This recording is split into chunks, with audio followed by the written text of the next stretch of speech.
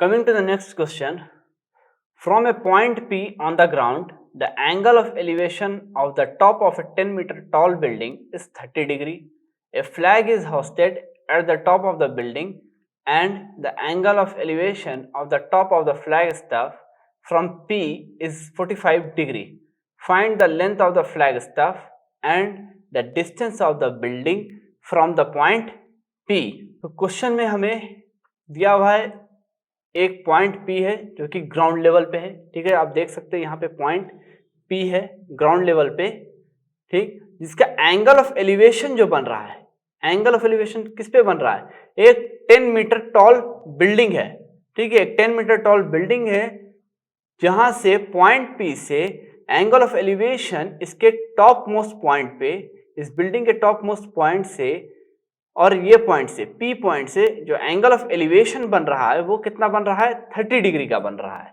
ठीक है, उसके बाद जो सेकंड पार्ट है हमारा क्वेश्चन का, वहां दिया हुआ है a flag is hosted at the top of the building. एक फ्लैग जो है होस्ट किया गया है एक टॉप ऑफ द बिल्डिंग से। आप देख सकते हैं यहाँ पे एक फ्लैग होस्ट किया गया है ये बिल्डिंग के टॉप से। ठीक है, और सेम पॉइंट, इसी पॉइंट P से जो एंगल ऑफ एलिवेशन निकल रहा है किससे, टॉप ऑफ द फ्लैग तक, ये पॉइंट P से जो एंगल ऑफ एलिवेशन जा रहा है टॉप ऑफ द फ्लैग तक, ये कितना जा रहा है हमारा, 45 डिग्री का हो रहा है। ठीक है, तो हमें मालूम क्या करना है, हमें मालूम करना है length of the flag stuff, length of the flag stuff, ये लेंथ मालूम करना है। और दूसरा जो पार्ट में हमें मालूम करना है वो है distance of the building from the point P, मतलब पॉइंट P से ये जो बिल्डिंग का जो डिस्टेंस है वो कितना होगा, ये हमें फाइंड आउट करना है। तो जैसा कि ये क्वेश्चन का ओवरव्यू था कि एक 10 मीटर की बिल्डिंग है, वहां से एक 10 मीटर की बिल्डिंग जो हमें क्वेश्चन में दिया हुआ है, ग्राउंड लेवल पे एक पॉइंट P है जहां से एंगल ऑफ एलिवेशन जो बन रहा है बिल्डिंग के टॉप तक वो हो रहा है 30 डिग्री का। ठीक, उसी बिल्डिंग के सेम बिल्डिंग पे एक फ्लैग होस्ट किया गया है और angle of elevation same point से, उसी पॉइंट से P पॉइंट से जो फ्लैग का टॉप तक का जो एंगल ऑफ एलिवेशन जो बना हमारा वो कितना हो गया, 45 डिग्री। ठीक, तो इस क्वेश्चन में हमें पूछा गया है कि फ्लैग स्टफ का लेंथ कितना है, ये लेंथ पूछा गया है। दूसरा, बिल्डिंग का डिस्टेंस ये पॉइंट P से कितनी दूरी तक का है। ओके, तो पहला जो हमारा प्रोसेस होगा, फर्स्ट प्रोसेस हमारा जो होगा वो गिवन कंडीशन हम लोग लिखेंगे और गिवन कंडीशन से पहले हम लोग एक free handed diagram, free handed right angle triangle ऐसा कंस्ट्रक्ट कर लेंगे अकॉर्डिंग टू गिवन कंडीशंस। तो सबसे पहले हम लोग क्या करेंगे, एक 10 मीटर बिल्डिंग है तो एक 10 मीटर बिल्डिंग हम लोग कंस्ट्रक्ट कर लेंगे।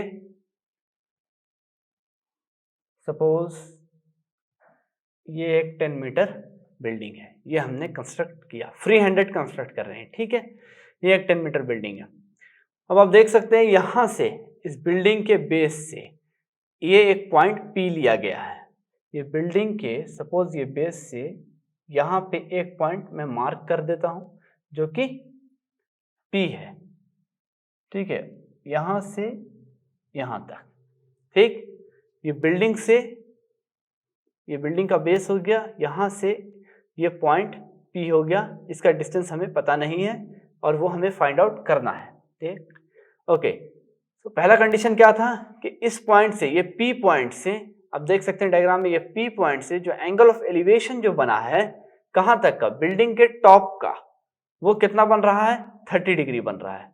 तो यहां से, इस पॉइंट से, P पॉइंट से बिल्डिंग के टॉप तक का जो एंगल ऑफ एलिवेशन बना है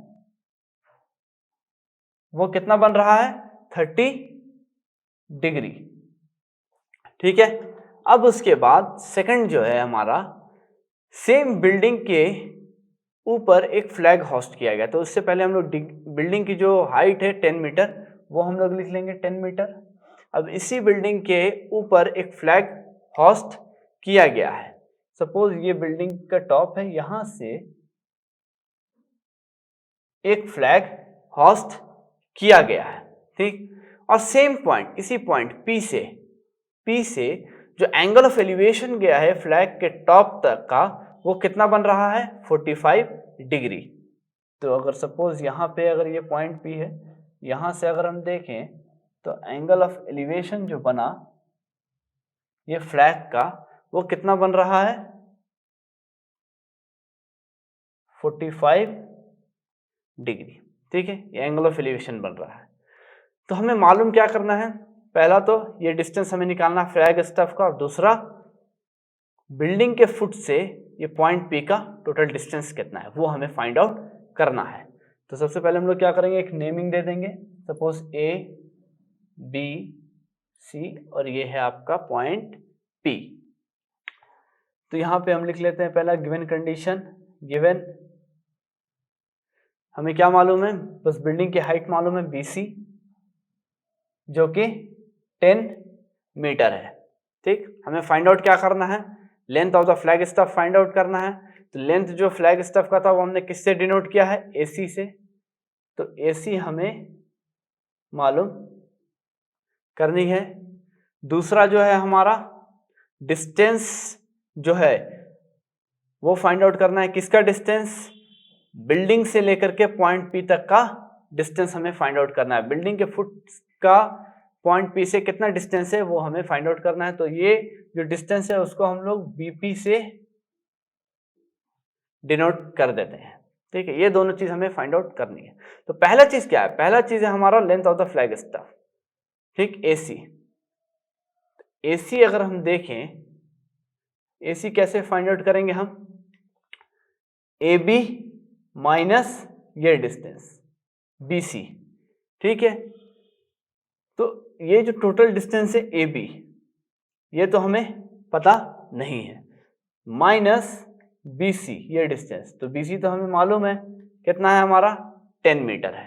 ठीक है, तो जब AB हमें मालूम हो जाएगा तभी हमें ये जो AC का जो लेंथ है, फ्लैग स्टफ का लेंथ है, वो हम फाइंड आउट कर सकते हैं। ओके, सेकंड कंडीशन क्या था हमारा, BP ये वाला पार्ट। तो पहले हम लोग क्या करेंगे, इस बेस वाले पार्ट को हम लोग फाइंड आउट करने की कोशिश करेंगे। कैसे, राइट एंगल ट्राइंगल से। तो हमें जैसा पता है कि यहाँ पे दो राइट एंगल ट्राइंगल फॉर्म हो रहा है, एक CPB, दूसरा APB। दो एंगल ऑफ एलिवेशन है, दो एंगल ऑफ एलिवेशन है हमारे पास, 30 डिग्री और 45 डिग्री से।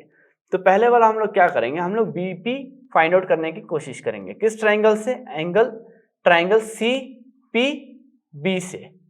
तो यहां पे हम लोग लिख लेते हैं फ्रॉम ट्राइंगल CPB।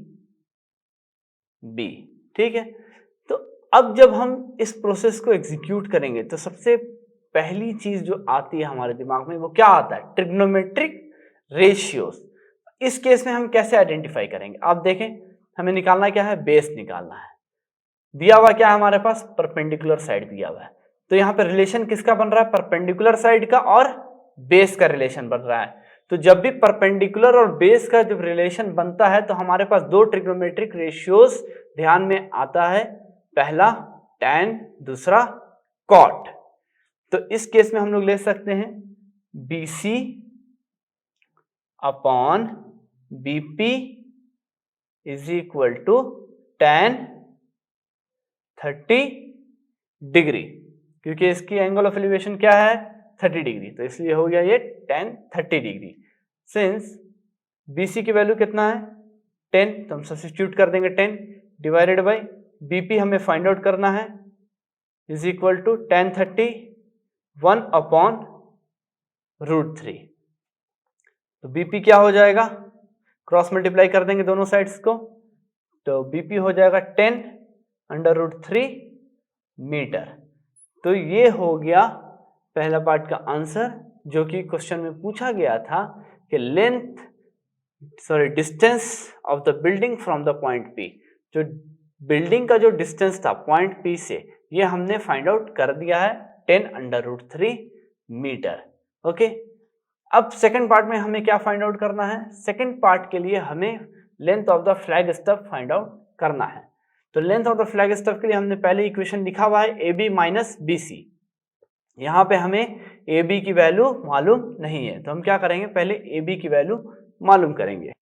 अब हम क्या करेंगे, सबसे पहले हम लोग सेकंड ट्राइंगल अब लेंगे ट्राइंगल ए पी बी, और यहां से चेकआउट करते हैं कैसा रिलेशन बनेगा। तो हम लोग लिख लेंगे यहाँ पे from triangle A P B. तो यहाँ पे हमें फाइंड आउट क्या करना है, यहाँ पे अगर आप देखें हमें ए सी के लिए हमें ए बी निकालना जरूरी है। तो ये हो जाएगा आपका परपेंडिकुलर साइड ए बी, ये हो जाएगा आपका बेस साइड बी पी। तो जैसा कि अभी हमने पहले निकाला है, बी पी क्या निकाला हमारा 10√3 मीटर, और परपेंडिकुलर साइड क्या है हमारे पास ए बी। तो अगेन परपेंडिकुलर साइड और बेस का रिलेशन आ रहा है जो कि हम tan थीटा से डिनोट कर सकते हैं।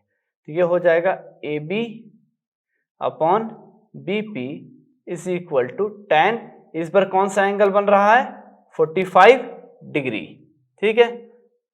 तो ए बी क्या हो जाएगा हमारा B P into tan 45 degree की वैल्यू हमें पता है क्या होता है 1 होता है। Since A B is equal to B P की वैल्यू कितनी थी हमारी 10√3 मीटर इंटू 1, जो कि 10√3 मीटर ही आएगा ए बी का वैल्यू, ठीक है। तो अब हमारे पास रिमेनिंग पार्ट क्या बचा है ए सी, जो कि length of the flagstaff है। तो ये ए सी क्या हो जाएगा, A C is equal to जैसा कि हमने इक्वेशन लिखा है A B minus B C, ये ए बी पूरा पार्ट माइनस बी सी जो कि बिल्डिंग का हाइट है। तो अब ए बी क्या मिला हमें 10√3 माइनस बी सी क्या है हमारे पास 10 मीटर, ये हो गया 10। मीन्स ए सी ओवरऑल ए सी क्या निकल जाएगा 10, कॉमन ले लेते हैं हम, ये हो जाएगा √3 माइनस 1 होल मीटर, ठीक है। तो यहाँ पे आपने देखा सबसे पहले हमने क्या किया, सबसे पहले जो डिस्टेंस बिल्डिंग का इस पॉइंट P के साथ था वो हमने फाइंड आउट कर लिया, ठीक है। उसके बाद सेकंड पार्ट में जो हमें length of the flag stuff मालूम करना था AC, तो उसके लिए हमने जब नोटिफाई किया तो क्या मिला हमें AB माइनस BC।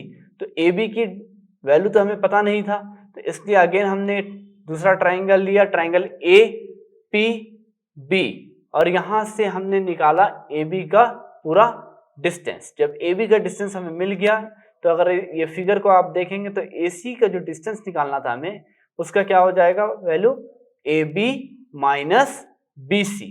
तो जब दोनों वैल्यूज हमें मिल गए थे AB और BC, हमने यहाँ सब्स्टिट्यूट किया और AB का डिस्टेंस निकाल लिया।